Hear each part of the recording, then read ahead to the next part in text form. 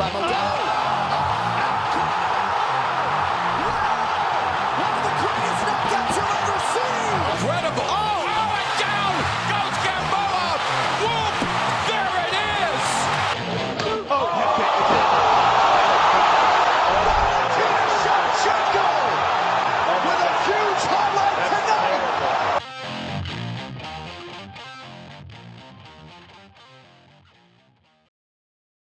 What up, brawlers? Welcome back to Throwin Hands. It's me. It's Jarrett. Jarrett, I think we had a pretty good card. Absolutely. It was so much fun to watch. Great way to cap off a Saturday night. I got to finish the fights on Sunday then, watch the last two. I loved it. It was turned out awesome. Even with the troubles they had going in with Brunson backing out and then Hebus backing out. I forget if it's Hebus or Cortez. But I said we hop right into it. Darren Elkins, Jonathan Pierce. This was an interesting fight. Jonathan Pierce is legit. He's really good. I mean, this was his first fight in the promotion, if I'm not mistaken. So, I mean, good on him for making the most of it. Yeah, absolutely. That was a whooping. An absolute whooping. And I didn't know going into this, both of them were wrestlers. They said on the I forget which one said it, but they said Elkins was a state champ from Indiana, and then Pierce has the sick tattoo on his pec there. Yeah, the mat. Yeah, I really like that. Yeah, I mean, actually, I made a mistake. Jonathan Pierce was not did not make his debut. That was what's his face? I can't remember his name, but it was not Jonathan Pierce. He's beaten Francis Marshall. Shout out to him. He beat the brakes off Rojo. Fantastic performance by him. But yeah, Jonathan Pierce, he's on a three-fight win streak, if I'm not mistaken. I think he's won 4 of his last 5. Well, 6 fights rather. So the dude can ball. He can ball. But Darren Elkins, this dude's been around for ages. The damage took some damage. Yeah, big time. I mean, I don't know how he didn't go down, didn't get a stoppage, but he just covered in blood. In blood. It was awesome to watch, but you got to feel bad for him. A fight like that takes a lot out of you. Yeah, but, especially at late 30s, which he's in. That's tough. Yeah. Michael Johnson versus Mark DeCasey. It was a solid fight. Johnson eked out the decision. He was surprised by it. I thought it could have gone either way. I mean, there's not too much to talk about, as it was a pretty relatively normal fight, but I think Michael Johnson, Bobby Green's the matchup to make. I like that. Yeah, Johnson, yeah, you said that was a clip that was getting passed around a lot off of the fight, was their reaction after the call. And DeCasey seemed a little upset or stunned, and Johnson just didn't really give too much of a reaction, but it was a close one. But then once you go to the scorecard and stuff, that Johnson did definitely slip it by, just using his how long he's been around. It's crazy how these guys are around in the UFC for this long and then still are able to go out and perform like this against these young guys. It's real impressive. Yeah, impressive stuff. So good fight. DeCasey still has a lot of potential. He didn't. Michael Johnson really stuffed the takedowns. I think you mentioned in the last episode that DeCasey had 19 total takedowns within his last 2 fights or something like that. 26 minutes of control, and he didn't. Yeah, didn't get any of it. So good performance by what's his face? Michael Johnson there. Scott Holtzman literally just got released. I saw the tweet about 5 minutes before we what was it? Started recording, but Clay Guida defeated him by unanimous split decision rather. Clay Guida landing 4 takedowns. I mean, these two guys are older. It was kind of what I expected, but nevertheless, it was an okay fight, and it was okay.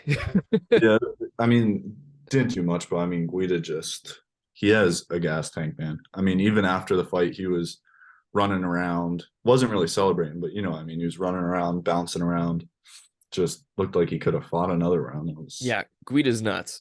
yeah, He's nuts. But I love him. Yeah. Angela Hill, Emily Ducote. Angela Hill showed out. And I couldn't be more happy for her. And Ducote's tough. What Ducote has to work on is just unloading a little bit. She's too pick her shots, in my opinion. She picks her shots a little too much. She just looked like tense and blocked off, like just too picky with what she's throwing. And Hill went out and outstruck her, like completely handled it. Yeah, 190 to 76. Yeah, you're not going to win a fight if you don't throw nearly. If someone throws 190 strikes and lands, odds are they're winning the fight. Yeah. But dang, I'm so happy for Angela Hill. Let's look at the rankings of the strawweights. This is a tough one. She's fought like everyone. Yeah, she's got 2 good wins in a row though. But yeah, she's finally putting together a little streak. Lupe Godinez, Emily Ducote. She's Janjidoba, Lemos, Torres.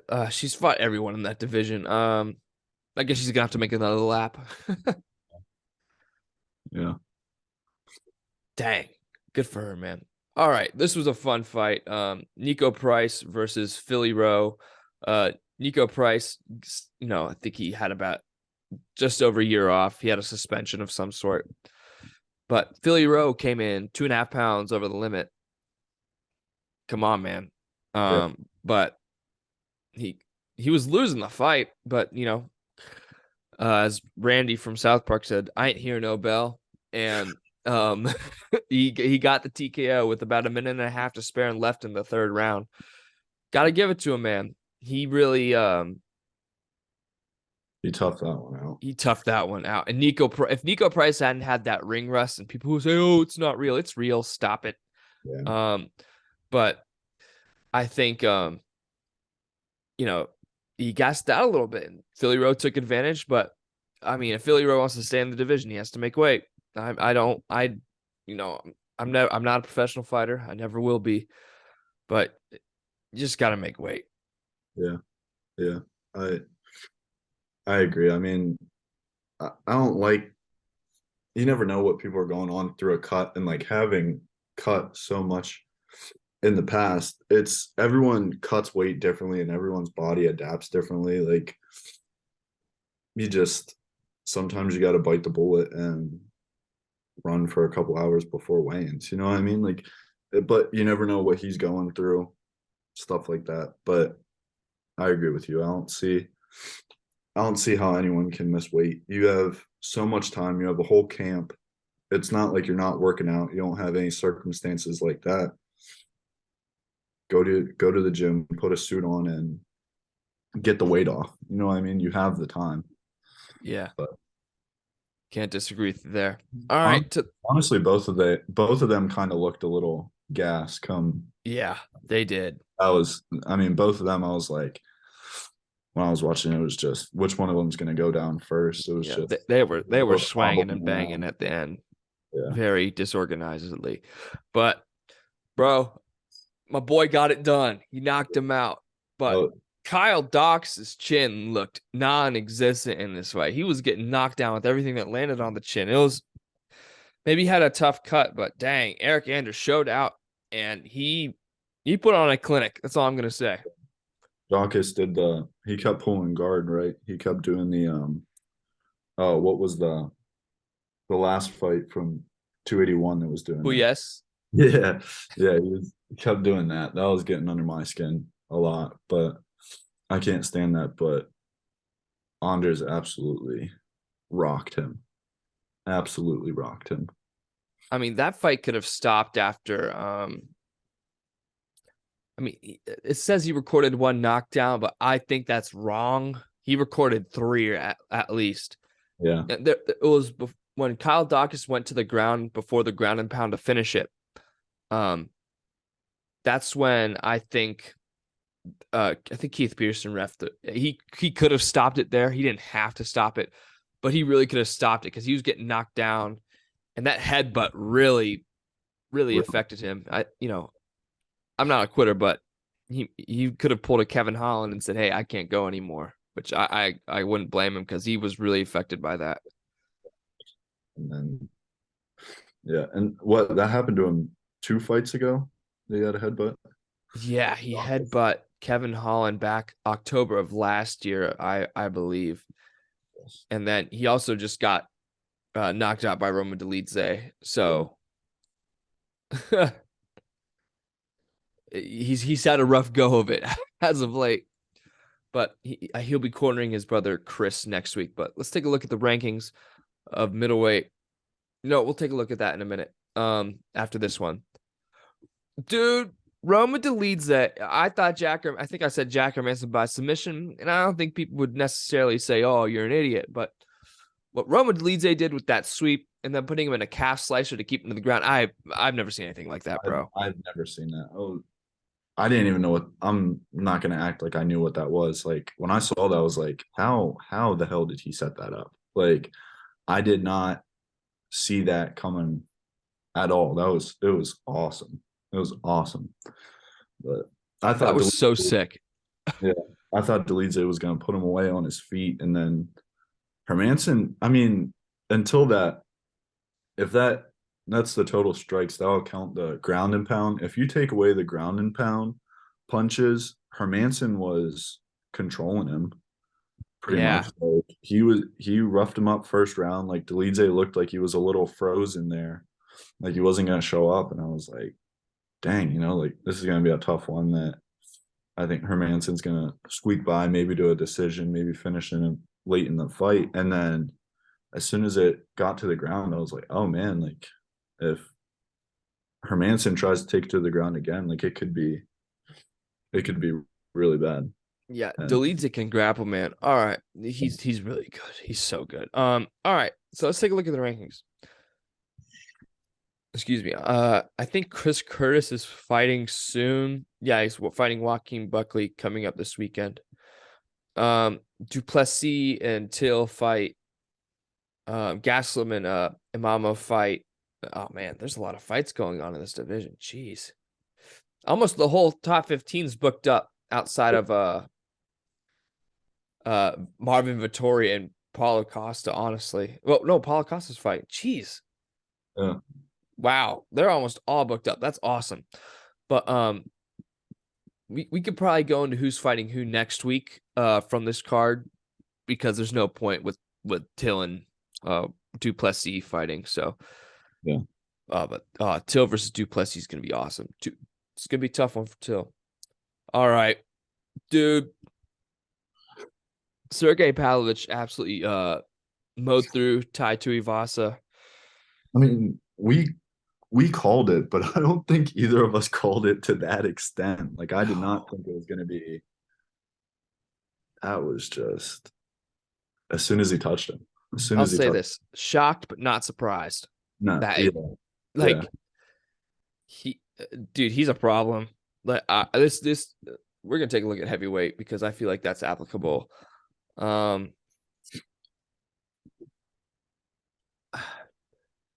Stipe's not gonna fight him. There's no way. I think it could be Cyril Gane. That's what I can see happening. Yeah, I like the gun fight. I like. Yeah. I mean, Pavlovich shoots straight with his punches. Nothing's looping. Everything's just like calculated. And there's nothing wasted. Tai Tuivasa likes to swing and bang, which I understand. Go ahead, swing and bang, but it's not going to get you far against a guy like Sergey Pavlovich. I mean, this dude's different, man. He's going to stick around for a long time. He's only 32. Yeah, hindsight's 2020. It was not the best decision for Tai to fight to take this. It took a lot of damage in that Gane fight, and then to fight an absolute tank like Sergey is just, it's rough. I mean, I wouldn't have been surprised if Tai won, but then I feel like you felt the energy as soon as they walked in the octagon. I was like, oh man, this is this is bad. Like it was just a completely different look on both of them. But Yeah, it it was different. Yeah. Shout out to Sergey Pavlovich, man. Great performance.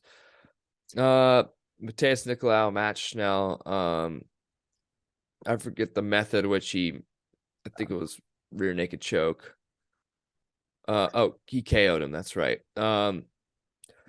Nicolau's really good. I don't think we can deny that. He's really, really good. So I don't have too much to say about this. Not too big of a fan of the flyweights. Matt Schnell, I mean, comeback of the year for sure, but Nicolau looked phenomenal. Yep. Alrighty. Barberena versus Rafael dos Anjos. This went the way I thought. No surprises here, to be honest. Yeah.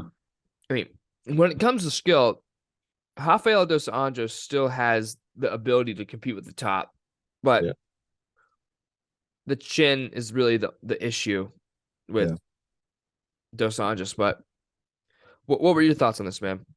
I mean, I had a RDA by decision. I did not see him submitting him, and then he just absolutely controlled. But like we said, as soon as if he took him to the mat and kept wrestling him instead of trying to outstrike him, it would have been bad. And then he outstruck him and did the wrestling. Like, or no, he didn't. He didn't outstrike him, but you know, he was able to minimize the damage, take him down to the mat, and then absolutely controlled from there on out. Absolute sick showing by RDA. It was awesome to watch. I loved it. I loved it too. So RDA wants McGregor. Yeah. I don't see why they don't make that fight, to be honest, man. There's history. People want to see it. I'm game. I think it's a terrible matchup for McGregor. That's why it's not going to happen. Yeah, it is pretty bad, especially with the wrestling. McGregor doesn't put him on, he's getting. Yeah, he's getting blitzkrieg. It's not going to be great. Who did RDA pass for minutes in the UFC? Frankie Edgar. That was pretty cool. 8 hours in the octagon. Wow. That's actually crazy. Congratulations on that. That's huge. Shout out Frankie Edgar. All right. This fight was awesome. First round, they were swanging and banging, man. Kevin Holland broke his hand in the first round, and he really couldn't do much with his right hand after that. And that's when Stephen Thompson figured it out and turned it on and got him out of there after the fourth round. Because shout out to Kevin Holland's corner, threw in the towel and said, "Hey, he's not fighting anymore." Yeah. They clearly care about their fighter, but yeah, I think what my big takeaway from this is I think a lot of people like Holland because of it's not like big, it's like quote unquote antics, the talking during the fight, stuff like that, and that's fun to watch and stuff. But the big thing from like a winning perspective is if you're going to talk like that, you got to have a really good poker face. And even the announcers got in on it. Like it was right after the one, right at the start of the round, he came in, or he went out to the corner and he was like, this old dude's really fast. And he came back in and he said something to Thompson, like, you gotta slow down or something like that. Like if you're gonna keep talking like that and go out and seriously try and win a fight, you got to keep talking like that the whole fight. And it just seemed as it got later and later in the fight, you could just see him start to back off and kind of shut in. For the showmanship, I love that they wanted to keep it on the feet. I mean, it was to me, it was easily top 3 fight of the year, if not the fight of the year.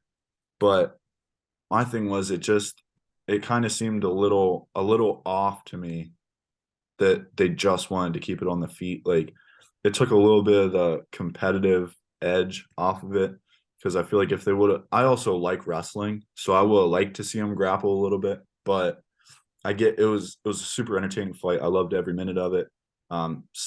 Stephen Thompson showed up though. I mean, it's just seeing what what everyone says. I've heard it a couple of times. Depending on which stance he's in, he has a completely different striking toolbox, and that's so tough to fight. And I mean, he showed it with everything that he threw. It was just landing head kicks, landing that liver kick that put him up against the cage to set up stuff. Like his striking, he just did not miss a lot. Like, it was his significant strikes. He didn't miss a lot when he was going for it. It was one of his best performances for sure. It absolutely was one of his best performances. And if Kevin Holland truly wanted to win this fight, I think there was a moment in the first round or the second round. Well, there's multiple moments like this. Stephen Thompson fell because of a kick, and Holland got on top of him, but he just got back up because he wanted to swang and bang, which I get. That's fun. But if you want to win the fight, I think you could have submitted him. He could have submitted him. He's a really good jiu-jitsu practitioner. And So I'm not taking anything away from Thompson.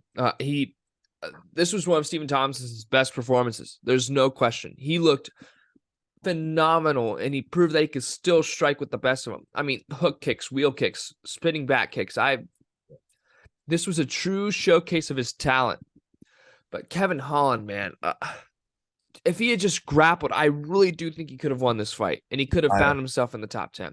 I absolutely agree. And I think that's what I don't want to say legitimacy, because I don't want to say like it's a rigged fight. Like they were close friends, and like it just looked a little off to me. Like it took away from how good of a fight it was, because like you said, and even if they wanted to do that for the fans, which I think they obviously did, they wanted to put on a show.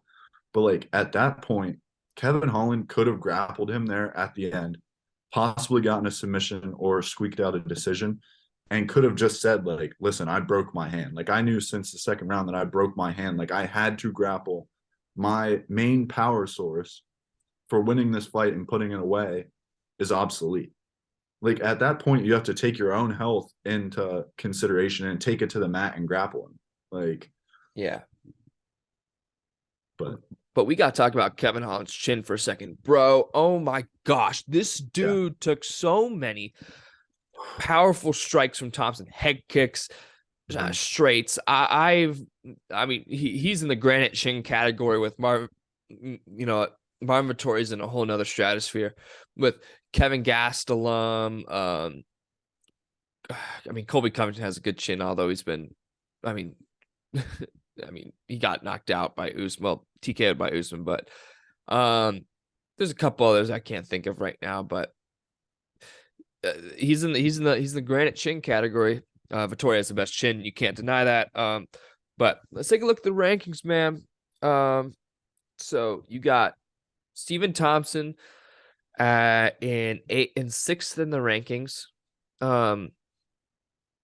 at 39 years old, mind you. I don't know who he fights next. Jorge? I'd love to see that. Yeah, that's a good. That's the matchup to make. I like that one. And then you got Kevin Holland. He broke his right hand like it was a balloon. He'll be obsolete. He just commented on one of the UFC's posts today that he wanted to, like, as a joke, he wanted to fight this one guy who had backed out or something. It was on this weekend's card. Oh yeah, let's talk about it. I think you're talking about Robbie Lawler having to pull out. There you go.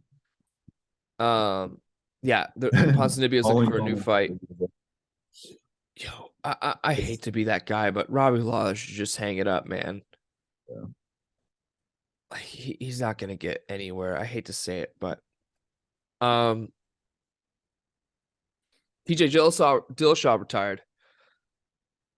Did he? Yes, he did. Ariel Helwani tweeted like, he had shoulder surgery, and then doctor was like, yo, it might take another surgery after the surgery. And I think he just decided to hang it up. Good for him though. That takes a lot. But he's notified the promotion according to Damon Martin of MMA Fighting. But yeah, shout out to TJ. Zhang Weili anticipates a fight with Valentin Shevchenko. Okay, shoot. I'm game. There's one more thing I wanted to mention. I can't think of it. Holtzman retired. He wasn't cut. That's my bad. Oh yeah, one championship's coming to the United States. It's headlined by Maurice versus Johnson 3. So it'll be in Denver, Colorado. So that's some fun stuff, man. One's fun to watch. If you didn't catch it this weekend, it was that's what we got to talk about.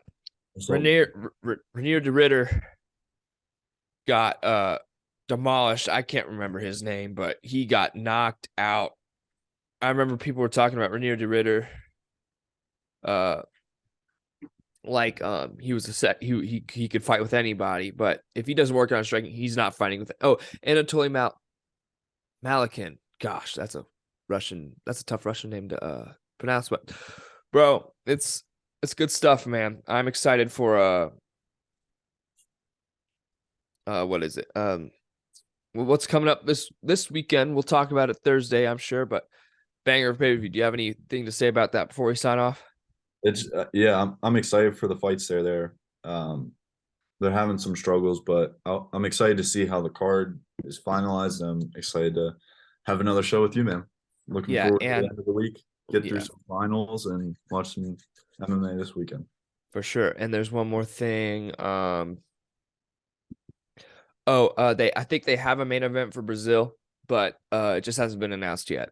My thought is Nunes is fighting somebody, or it's Shevchenko and Tyler Santos too. That's my guess. But I don't know who Nunes would fight. No one's really proven themselves. Yeah. Just had a thought. It's pretty genius. Shevchenko Nunes 3, headlining Brazil. Please let that be the case. Yeah. I hope that's the case. Because that would be great. That would be great. I swear, if it's Pena Nunes 3, I'm gonna be angry. Because there's no reason for that fight. No reason for that fight. But yeah, man, you got anything else to add before we sign off here? I think I'm good. Looking forward to the predictions at the end of the week. For sure, man. All right, so that'll do it for this episode of Throwin Hands. Tune in on Friday for our preview of UFC 282, Blachowicz versus Ankalaev. Peace out, y'all.